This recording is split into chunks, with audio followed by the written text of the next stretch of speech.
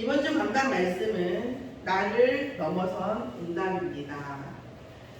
마태복음 55장 43절에서 6장 15절 말씀이죠. 우리가 응답이라고 하는 것을 싫어하는 사람이 없고 문제라고 하는 것을 반갑고 기뻐하는 사람이 별로 없죠. 최소한 문제가 왔을 때에 우리가 이 문제가 어디서 왔는가, 하나님 앞에서, 사단 앞에서, 또 나를 말씀에, 또 이 문제 앞에 비추어 보면서 다시 인도받는 것이 사실은 우리에게 어떻게 보면 최선의 은혜이죠. 근데 이제 진짜 성령 충만하면 오히려 문제를 저는 실제로도 많이 봤어요. 문제를 겪으면 문제가 딱 오면 가슴이 설렌다고 하는 분도 있더라고요. 거짓말 탐지기 이런 거 안 해봤으니까 정말 진실인지 아닌지 저도 잘 모르겠지만 제가 듣기에는 진실이었었어요. 그러나 정말 그럴 수 있을까? 정말일까? 이런 부분들도 있었지만 어쨌든 그분이 하시는 말씀을 듣기에는 진실이었다고 믿습니다. 그런데 우리가 응답이라고 하는 거에도 사단의 역사가 많이 들어가 있다는 사실을 간과하면 안 돼요. 잘해주는 모든 사람이 다 내 친척은 아니고 내 양은 아니죠. 나에게 문제를 주는 모든 사람이 다 나의 적군은 아니죠. 우리가 인생 어렸을 때 20대 30대를 보면 내게 잘해주는 사람, 또 내게 희망을 주는 사람, 분명한 선이 그어지지만 나이가 들고 많은 문제를 겪다 보면 사실은 그것도 다가 아니라는 거죠. 우리를 진짜 성장시키고 우리를 진짜 갱신하게 하는 것은 사실은 문제를 준 사람들이 경우가 더 많은 거죠. 문제를 통해서 우리가 훨씬 더 응답받을 수밖에 없는 사람으로 갱신되어지는 줄 믿습니다. 물론 그 문제를 준 사람이 내게 응답받기 위해서 그랬냐 아니냐, 그거는 또 다른 문제이긴 하지만 어쨌든 내 입장에서, 우리 입장이 중요하잖아요. 내 입장에서 봤을 때에는 문제를 주는 사람으로 인해서, 그 문제로 인해서 우리가 성장하는 경우가 훨씬 더 많다. 그런데 어쨌든 하나님도 우리의 천지의 만물의 모든 것이 하나님께서 주인이시죠. 그런데 그분이 내게 응답하실 수 있는 능력이 없으시냐고요? 손이 짧으시냐고요? 아니잖아요. 음성이 작으시냐고요? 아니잖아요. 이 모든 것이 전지전능하신데 왜 하나님께서는 우리의 응답을 안 하시냐고요? 그러나 알고 보면 하나님께서는 얼마든지 하실 수 있는데 응답은 사실은 우리가 맡고 있는 거라는 거죠. 이런 거 있잖아요. 드라마에 보면 전 인류애가 많아서 여자나 여자분 남자분이나 인류애가 많은 사람이 있어요. 그런 분들 어떻죠? 많은 사람들에게 잘해주죠. 잘해주고 나면 항상 오해를 받죠. 저 사람이 나한테 관심 있는 거 아니야? 이렇게. 그러니까 응답도 좀 비유가 적절한지 모르겠습니다. 응답도 그렇죠. 실제로 우리가 하나님이 우리에게 축복하고 주고자 하는 그 의도대로 내게 응답이 오려면 내게 준비가 되어져 있어야 된다. 복음 가지지 않은 자에게 돈은 곧 독이라고 나오죠. 메시지에서. 틀린 말은 아니잖아요. 우리는 이제 많은 돈을 가지고 있지 않기 때문에 돈이 있으면 모든 문제를 해결자라고 생각하는데, 실제적으로 저는 그럼 목사님 많은 문제 돈을 가졌어, 그런 건 아니지만 책을 통해서 많은 일들을 통해서 돈이 없었으면 일어나지 않았을 많은 일들이 있고, 돈 때문에 생기는 많은 문제들을 보면서 이 돈이라는 것이 이렇게 내 인생의 목표로 놓을 만한 것은 절대 아닙니다. 절대, 애들 말로 네버, 절대 아니에요.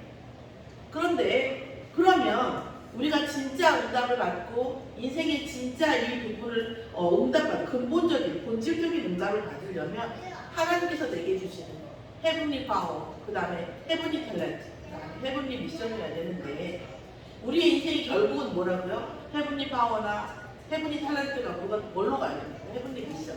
곧 우리의 삶의 사명과 연결이 되어야 되는 거죠. 그렇지 않으면 뭐가 되죠? 내가 종교가 되죠. 내 삶이 종교가 되죠. 내 가족이 종교가 되고, 내 자녀가 종교가 되고, 내 손녀가 종교가 되고, 이렇게 되는 거죠. 사명과 연결시키지 못하면 결국은 응답을 받을 수도 없지만, 받는다 해도 결국은 그게 결코 그 본질적인 응답이 되지는 못한다는 사실입니다. 그럼 결국은 뭐냐? 응답을 맡고 있는 것은 나라는 거죠. 물론 나만 맡고 있는 것이 아니라 하나님은 가장 적절한 시간표에 응답을 하시기 때문에 시간표상의 문제가 있을 수는 있어요. 그러나 어쨌든 그 전체의 응답을 말하는 게 아니라 내가 준비되면 충분히 응답되어질 수 있는 응답을 맡고 있는 나 자신은 분명히 존재한다는 것입니다. 자, 내가 이해하는 이해의 분량이 어디까지 이해할 수 있어요? 요즘 아이들 말로 이런 거야. 어디까지 가봤니? 어디까지 먹어봤니? 어디까지 해봤니? 뭐 이런 말이 있어요. 어디까지 이해할 수 있다는 거죠. 내가 어디까지 이해할 수 있겠습니까? 이 정도까지가 나의 한계입니다. 응답도 거기가 한계입니다. 내가 어디까지 존중해줘야 됩니까? 내가 존중할 수 있는 게 여기까지가 한계입니다. 응답도 거기입니다. 인력의 응답. 존중은 끝까지 존중이죠. 끝까지 존중. 심지어 뭐 살인자, 범법자도 인권이 있다고 하잖아요. 물론 감정적으로 저도 안 그렇습니다만 사실 본질적으로 보면 그 말이 맞는 말이죠. 존중받아야 합니다. 1살짜리 아이, 지금 태어난 아이, 뱃속에 있는 아이 똑같은 생명체로 존중받아야 됩니다. 99살 먹은 사람은 더 존중받고 금방 태어난 아이들 덜 존중받고 그런 일은 없어요. 심지어 내게 문제를 주고 말도 안 되는 소리를 하는 그 사람도 존중해요. 그 말씀, 근데 주일날도 말씀드렸지만 예수 그리스도의 그 역발상이 어디까지가 끝까지 오리를 가자고 하고 심리를 가고 이 자를 위해서 구워주지 말라고 말씀하셨죠. 자, 그런데 저는 정말 예수 믿는 사람이 무슨 호구야? 막 이렇게 생각했어요. 저도 옛날에. 그런데요, 세상도 대단한 성공, 대단한 지혜가 있는 사람이 있잖아요. 솔직히 대단한 것이 절대적인 것은 아니고 대단한 것이지 완벽한 것은 아니라서 문제지 대단한 사람도 있습니다. 세상에. 그죠? 그 대단한 사람들이요 다 그렇게 하고 있더라고요. 무한한 이해, 무한한 존중. 어떠한 경우에도 그 존중이라는 걸 놓지 않아요. 그 사람은요 정말 강한 사람이에요. 그리고 우리가 어떤 비즈니스, 어떤 산업, 어떤 일을 할 때에도 뭐예요? 상대에게 감동을 줘야 된다고 생각해요. 감동을 주지 않는 것은 아무것도 아닌 거예요. 맛의 감동이든 서비스의 감동이든 배려에 대한 것이든 어려운 거죠. 근데 진짜 어려운 건 뭐냐면 내가 힘들 때 남을 배려하는 것이 정말 어려워요.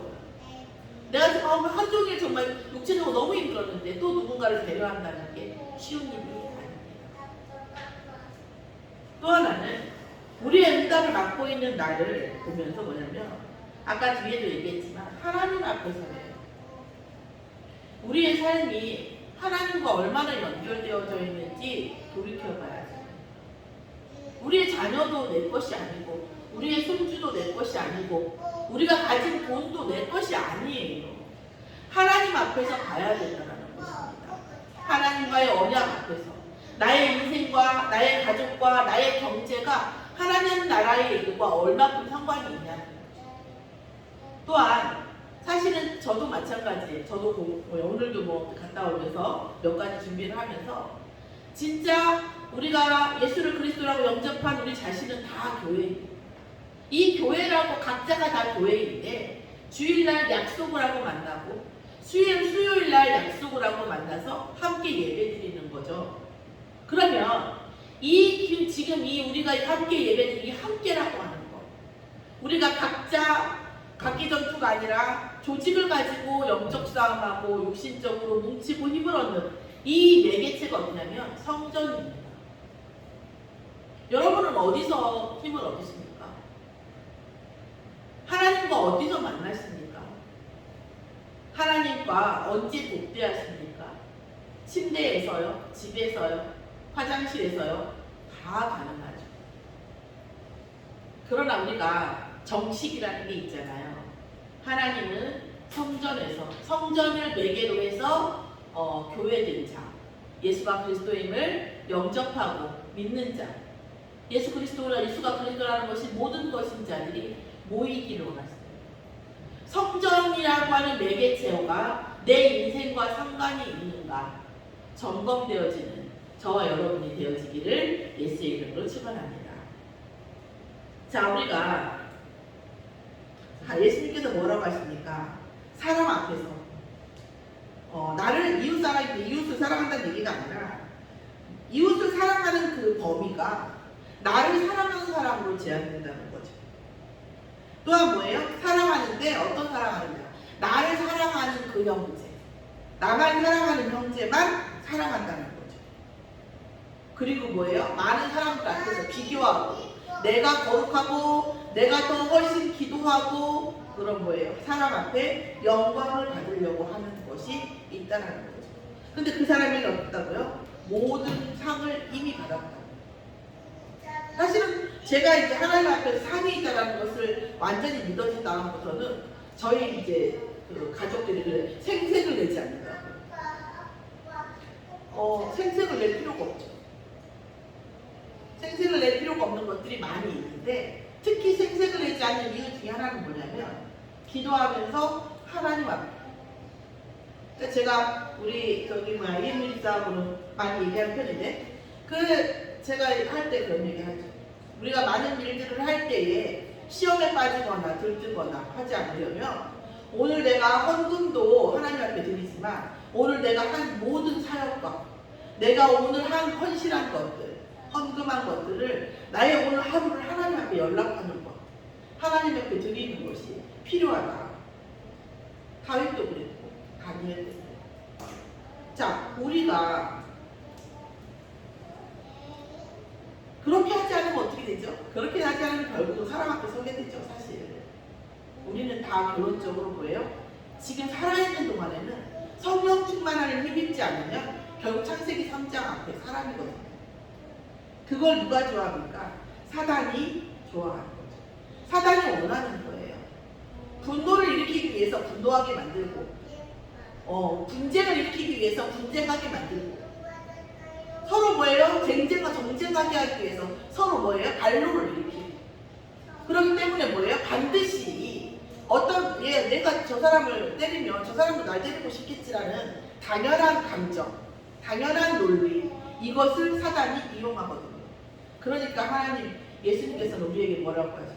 역발상하라. 왜 이렇게 하라는 겁니까? 사단이 있기 때문에 그렇습니다. 그래서 박해하는 자를 원수로 가져가고 악인을 미워하고 이방인에게 뭐예요? 냉정하죠. 이방인에게 냉정하죠. 그것이 뭐예요? 창세기 3장. 인간적인 걸로 봤을 때 어떻게 보면 당연한 것이 되는 겁니다. 그런데 하나님 앞에서는 어떻게 되는 거죠? 하나님은 어떤 분이십니까? 불의한 자나 그 다음에 뭐예요? 의로운 자나 다 해와 비를 골고루 주십니다. 그래서 살아있는 동안에 하나님은 구원의 기회를 여전히 주시고요. 그러면서 뭐라고 합니까? 너희가 너희를 사랑하는 자를 사랑하면 무슨 상이 있으리요? 세리도 뭔지 세금 걷는 사람이잖아요. 이 당시 이스라엘 사람을 가장 미워하는 족속이었어요. 제일 미워하는 부류. 그러면서 뭐라고 했어요? 세리도 이같이 한다고 했어요. 자, 너희를 사랑하는 형제에게만 무난하면 뭐예요? 이방인들도 그렇게 한다고 했어요. 그러므로 하늘에 계신 너희 아버지의 온전하심과 같이 너희도 온전하라. 사랑하는 것, 모든 걸 사랑할 수 있는 것.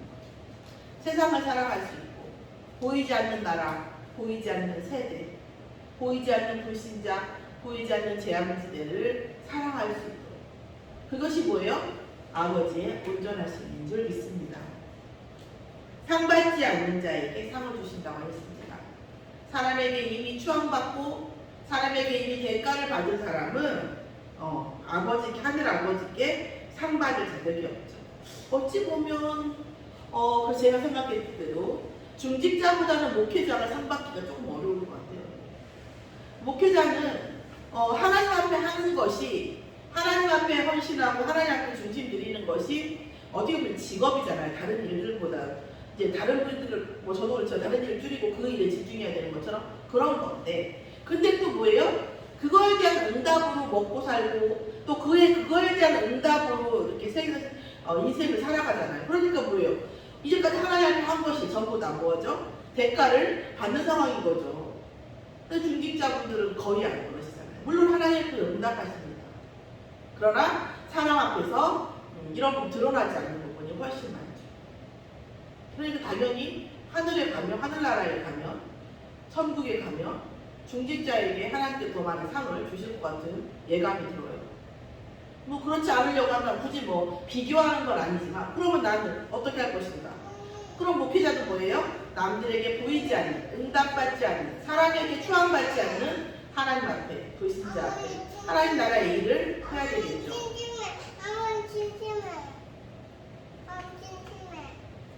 곧 끝나요. 자, 그 얘기죠. 그래서 우리가 하나님 앞에 정말 사람 앞에, 아니 하나님 앞에 상 받으려고 하는 자는 사람 앞에 상 받으려 하지 말라는 말씀이죠.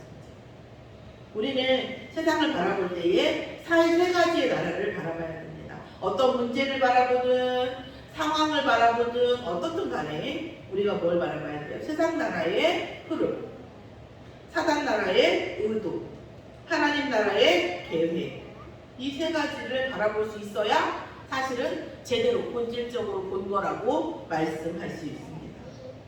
자, 이렇게 되면 자동적으로 어떻게 되냐면 응답, 이익, 손해 이런 걸 떠나서 보는 영적 눈이 열리게 되는 거죠.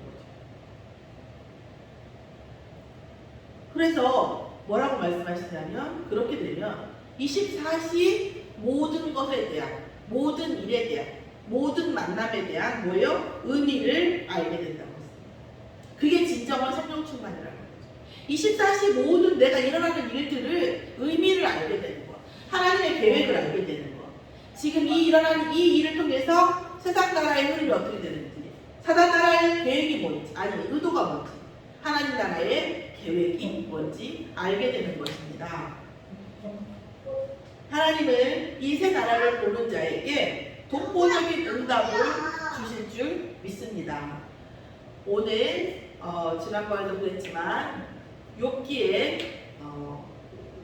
1장 9절에서 11절을 같이 보겠습니다.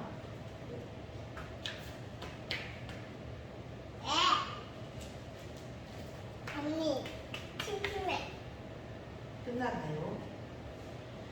자, 1장 9절에서 11절 말씀을 잠깐 포럼하고 마치겠습니다.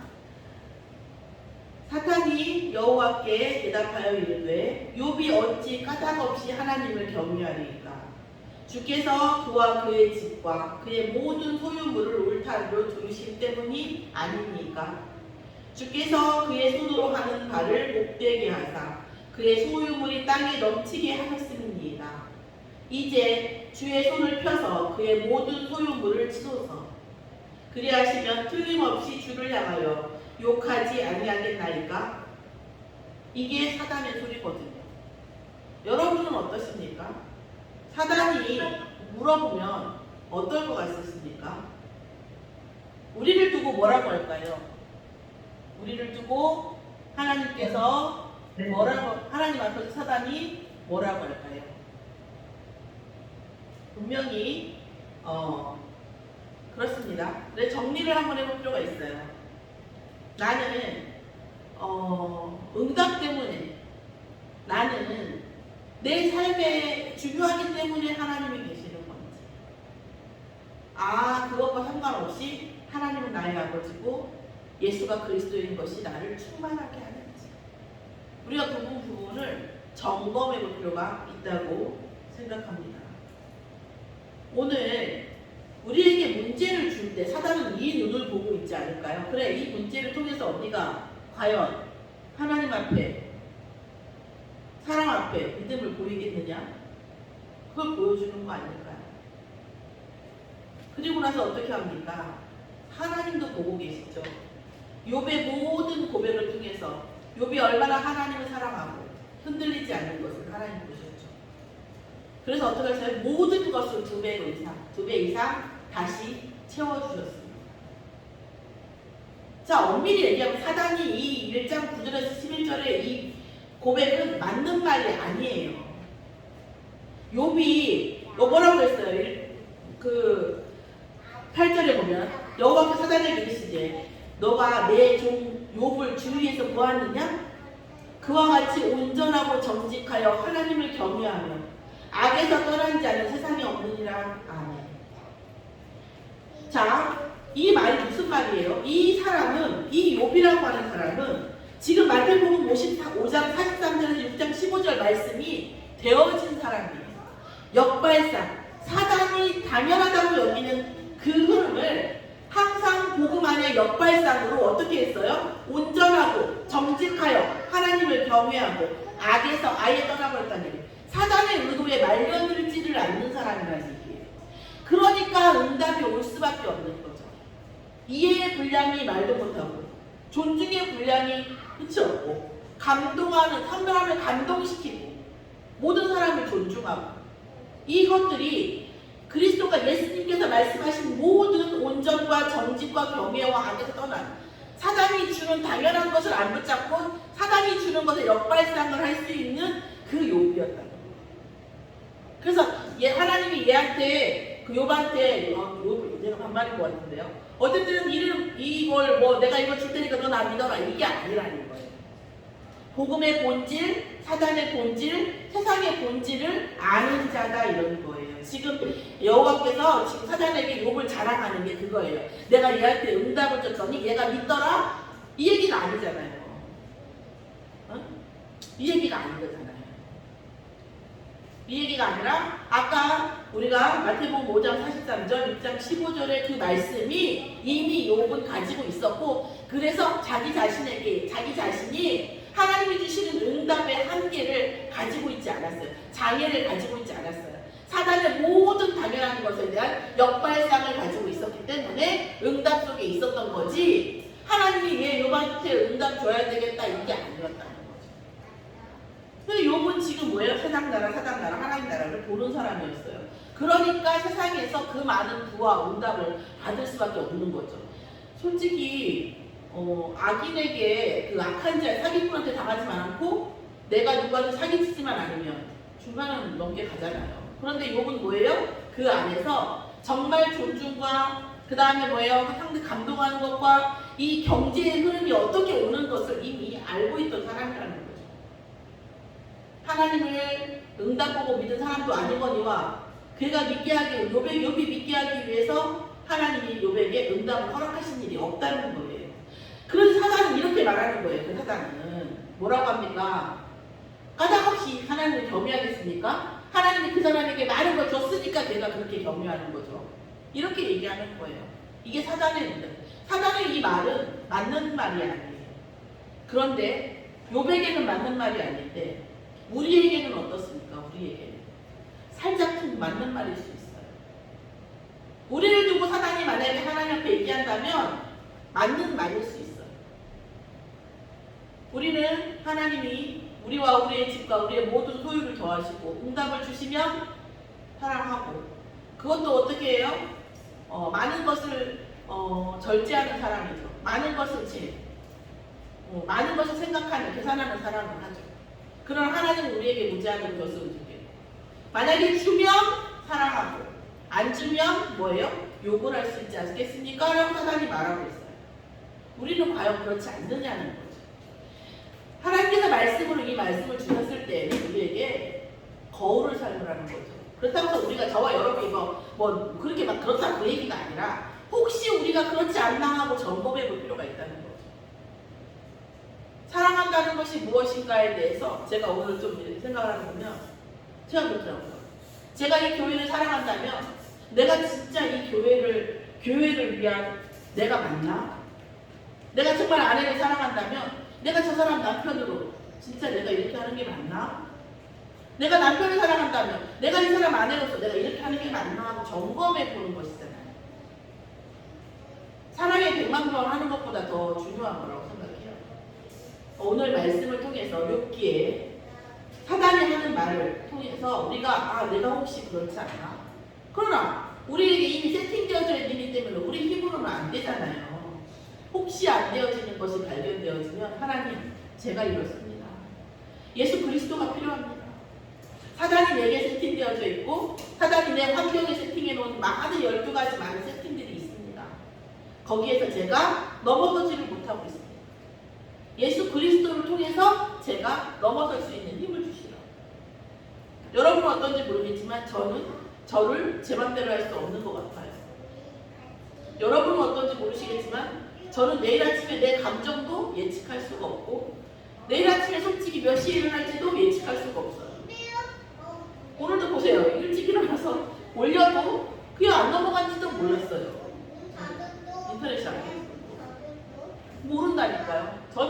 저는 제가 어떻게 내일 아침에 어떻게 내일 거기다 뭐예요. 그 다음날 한 달 후 1년 후 더 모르겠어요.